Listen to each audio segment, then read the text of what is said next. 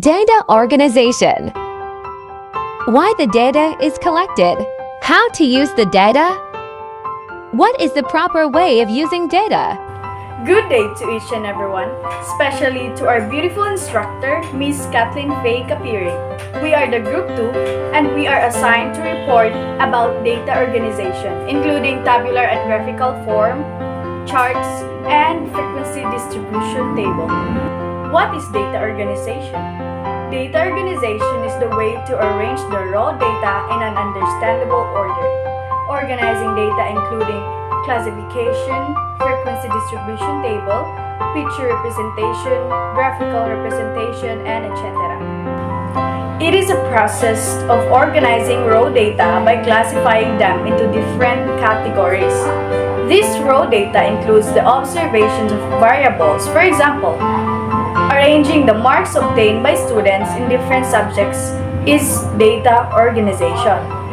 It is refers to method of classifying and organizing data sets to make them more useful. There are two kinds of data, the ungrouped data and group data. Ungrouped data is the data given as individual points. Usually it is our raw data after gathering. The group data is the data given an intervals or bundled in categories. Example, scores of students in a particular class obtained after a quiz. That is an example of a raw data. Tabular and graphical form. Hi, in this video, I'll be discussing you about our topic, which is the tabular and the graphical form. And then later on, I'll be giving you an examples to support our topic. Now, without further ado, let me start our discussion. Let me discuss about the methods of presenting a data. Now, there are three methods of presenting a data. First, we have textual, tabular, and graphical. Now, let's begin with the first method, which is the textual presentation of data. Now, textual presentation of data means that the data gathered usually in paragraph form, and it is usually used when there are only a few data to be presented. An example of textual presentation of data is, there were 68 females and 32 males in a study conducted on the sports they played. Let us have now the second method of presenting a data, which is the tabular presentation of data. Tabular presentation of data. It is a systematic and logical arrangement of data in the form of rows and columns with respect to the characteristics of data, and it also makes use of tables. Say for example, we have these parts of statistical table. First, we have table heading. It consists of table numbers and title. Next, we have stubs. Stubs are classification or categories which can be found at the left side of the body of the table. Next, we have backsend, the top of the table. Footnotes, any statement or note inserted. Body, main part of the table. And source note, which is the source of the statistics. And we have the graphical presentation of data. Graphical presentation of data is a method presenting data using graphs, charts, or diagrams. It is a method which enables us in studying the cause and effect relationship between two variables. Charts. Our topic for today is about chart. Now, what is chart? Chart is a sheet of information in the form of a table, graph, or diagram. The different types of chart are pie chart, bar graph, histogram, ogive, Pareto chart, and etc. So now, we're about to talk about pie chart. Pie chart is a type of graph in which a circle is divided into sectors that each represent a proportion of the whole. Here is the example. Construct a pie chart representing the data in the table. Monthly expenses amounting to 10,000 pesos. Now here are the expenses. Here are the amounts that totals 10,000 pesos. So for food, it's 4,500, clothing 1,500, electricity 600, transportation 900, water 500, leisure 1,200, and savings for 800. To complete our pie graph or pie chart, we need to find the degree and the percentage. The formula for degree is F, or the amount, over the total amount. Times 360, because it's 360 degrees. So 4,500 divided by 10,000 times 360 is equals to 0.45 times 360 is equals to 162 degrees. Right here, 162 degrees. So for number 2, same process. So it's 54 degrees, 22 degrees, 32 degrees, 18 degrees, 43 degrees, and 29 degrees. So that's for the degree. That's how you get degree.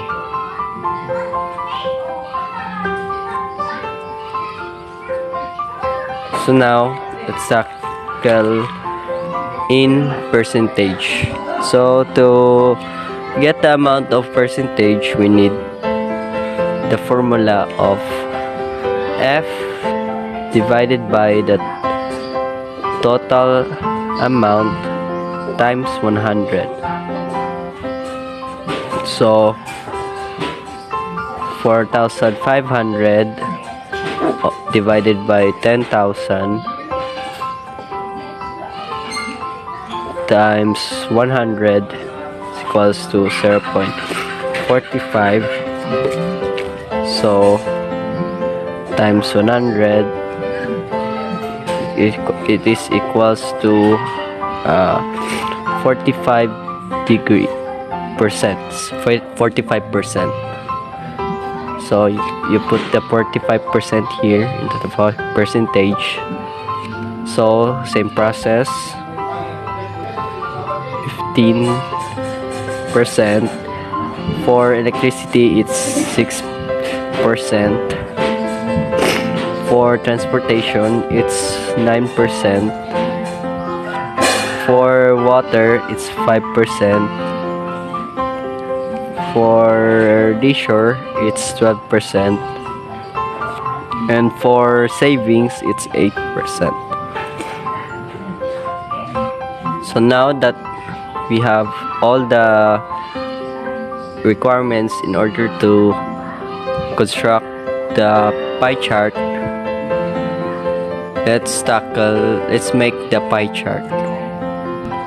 So here is our constructed pie chart.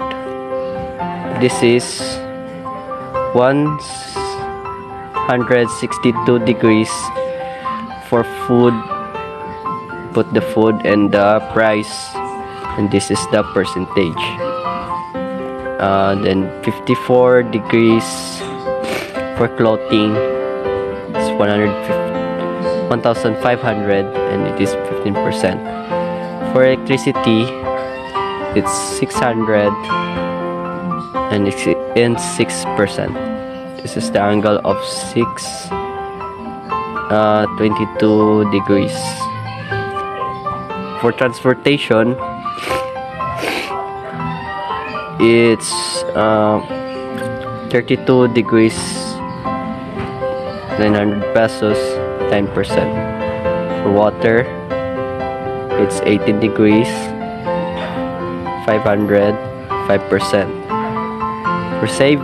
For leisure, it's 43 degrees, 800, 12%.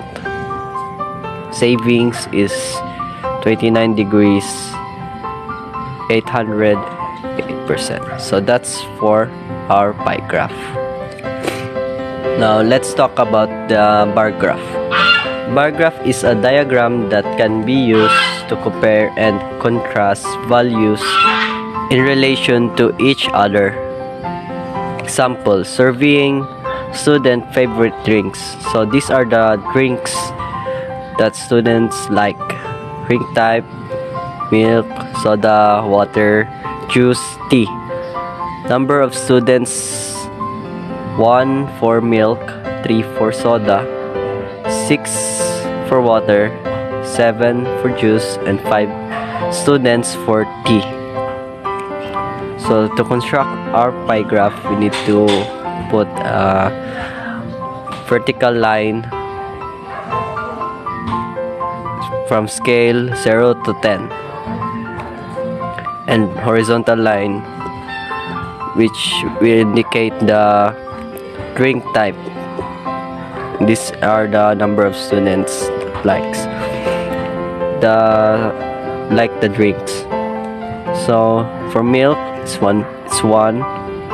For soda we need to construct it straight from the tree.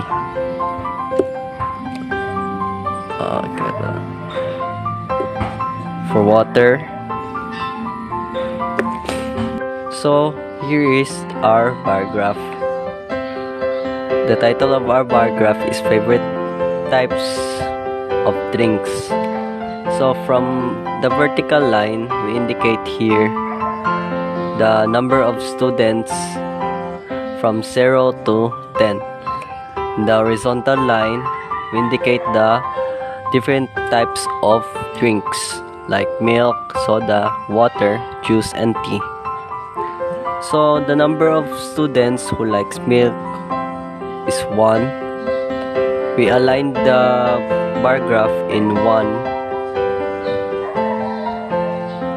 And soda, the number of students who like soda is 3. So we align the bar graph at 3. The number of students who likes water is 6. So we need to align our bar graph in 6 here. So in juice, the number of students who like juice is 7. So we need to align the juice at 7. And lastly, the number of tea. The number of students who likes tea is 5. We need to align our bar graph in 5. So that's how we construct our bar graph. Now in our next topic, we'll talk about the histogram. Histogram is a diagram consists of rectangles whose area is proportional to the frequency of our variable and whose width is equal to the class interval. Example, class interval, price range of pens from 10 to 20, 20 to 30, 30 to 40, 40 to 50, 50 to 60. Frequencies of the number of pens sold from 10 to 20, there is 15. From 20 to 30, there is 20. From 30 to 40, there is 30 pens sold. From 40 to 50, there's 25 pens sold. From 50 to 60, there's 5. Now in constructing the histogram, we need to make the X in the Y and X axis. So in Y axis, we indicate the pens sold from 0 to 35. And on the horizontal or the X axis, we indicate the price of pen from 10 to 20, 20 to 30, 40 to 50, 60 to 70, 80 to 90, 90 to 100, 100 to 110, so on and so forth. So in our first interval, class interval, from 10 to 20, we have 15. So we need to find the 15 and we need to make a bar graph. 15. So for 20 to 30, we have 20 frequency or number of salt. So we need to continue the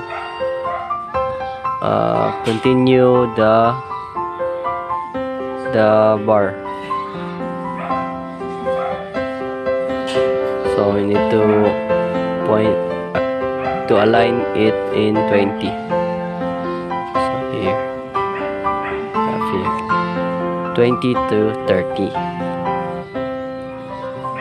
So for our 30 to 40, we have 30 number of benzol frequency. So we need to align the 30 to 40 here.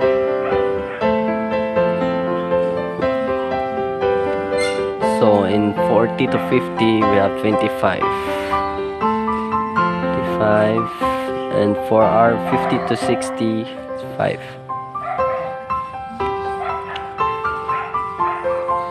So here is our histogram.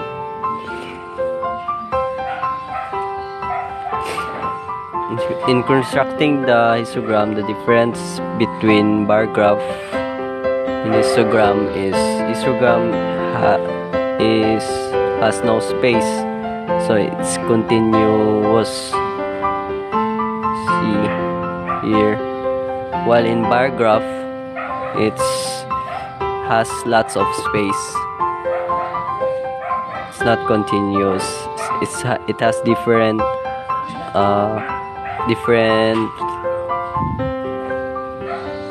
histogram and bar graph has difference with each other. So that's all for histogram. So now we have ogive. Ogive is a graph of a cumulative distribution which explains data values on the horizontal plane axis in either the cumulative relative frequencies, the cumulative frequencies, or the cumulative percent frequencies on the vertical axis. So here are our examples. Intervals from 11 to 20, 21 to 30, 31 to 40, 41 to 50, 51 to 60. Here are the frequencies of the intervals.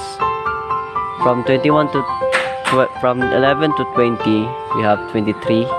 From 21 to 30, we have 43. From 31 to 40, we have 51. From 41 to 50, we have 27. And from 51 to 60, we have 7. So the class boundaries here are, these are the upper frequencies or cumulative frequency. These are the lower frequencies. To get the 10.5 from the intervals, we minus the 11 in 0.5, so we have 0.5. So in here in the upper, we put 0.5 at the last. So to solve our cumulative frequency, we need to copy the frequency here, and the next one we have to add these two, so we have 66 cumulative frequency. In order to get the 117, we need to add these three frequency, the previous frequency. So now we have 117. So in 144 we need to add the 4 frequency to get our cumulative frequency. Now the last frequency, we need to add all the frequency to get the 151 cumulative frequency. Now in constructing histogram, I mean ogive, in our y-axis, in our y-axis we have the cumulative frequencies. These are the cumulative frequency. Now at the horizontal lane or the y-axis, we have the class boundaries. Put the class boundaries here: 10.5, 20.5, 30.5, 40.5, 50.5, 60, and 60.5. Now in our 10.5, we put here 0. We put a dot here at 0 because it has no cumulative frequency. Now in order to get our point, we need to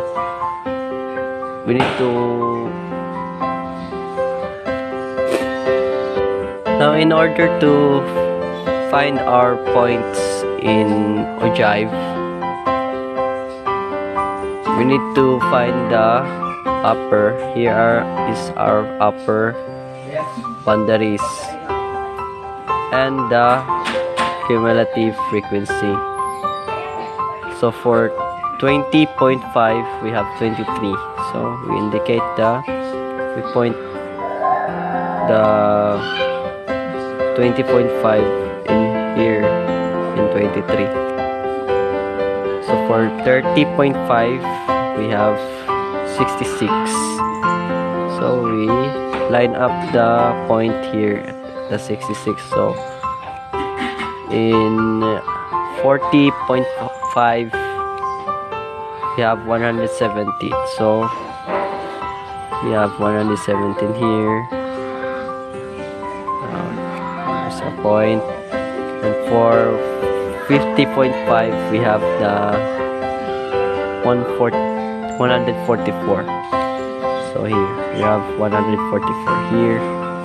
For our 60.5 we have 151, so we have 151 here. So we draw our line, we draw a line. So sorry for disturbance. We draw a line here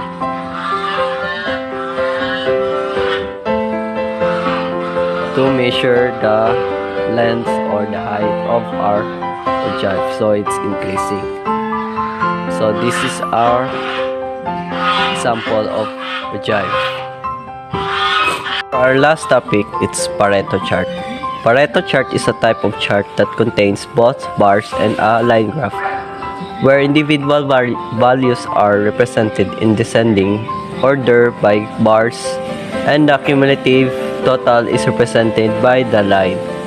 Sample. So in our Pareto chart, we need to put the highest total defect on the top of our table. So the highest defect is button defect 51, pocket defect 45, color defect 28, cuff defect 13, sleeve defect 11, material defect 9, color defect 5, stitch defect 5, pattern defect 2, and zipper defect 1. So these are the total defects. Now for our total percentage, in order to get our total percentage, is the number of defects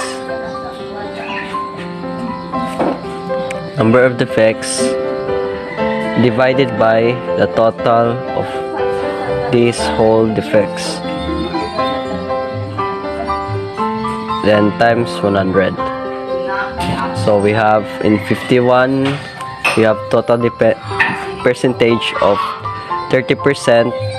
For 45, we have 26%, 28, 16, 13, 8, 11, 6, 9, 5, 5, 3, 5, 3, 2, 1, and 1 for 1%. So in order to get our cumulative percentage, we have to copy this here, 30%. So in second cumulative percentage, we have to add the 2. So we have 56%. Then in order to get the 73%, we have to add this 3. We have the 73%. For 81%, we have the 8, and we have to add this 4. Then for 87%, you have to add this 5. 92, add this 6. 95, we add this, and 98, we have to add this all. 99, add this, and 100%, we have to add this all. Now we have the cumulative percentage. Now this is our Pareto chart. The title of our Pareto chart is the shirt defects. So this in the left vertical side, we have the total defects from 0 to 60. At the bottom of our chart, we indicate the different types of defect. The button, pocket, collar, cuff, sleeve, material, color, stitch, pattern, zipper defects. So in the right side of our vertical line or vertical axis or x-axis or y-axis, we have the cumulative percentage. So from 0 to 120. So from our bottom defect, use the bar graph to locate the 51 total of defects. 51, so here 45, here is 13, 11, 9, 5, 5, 5, 2, 1. So in order to get our cumulative percentage, we need to draw a line through 100. Start in the 51. 51 has 30%. So we put the line start here to 100%. So that's for our Pareto charts. Thank you for listening. Frequency distribution table. So a frequency distribution table is a method to organize the data given so that it makes it more meaningful and easier to understand. So a frequency distribution table has 2 or 3 columns. The first column has all the outcomes as individual values or in a form of class intervals. So now I'm gonna teach you on how to construct frequency distribution table. So step 1. Step 1 is to determine the range. Range equals highest score minus lowest score, or the highest data or the lowest data.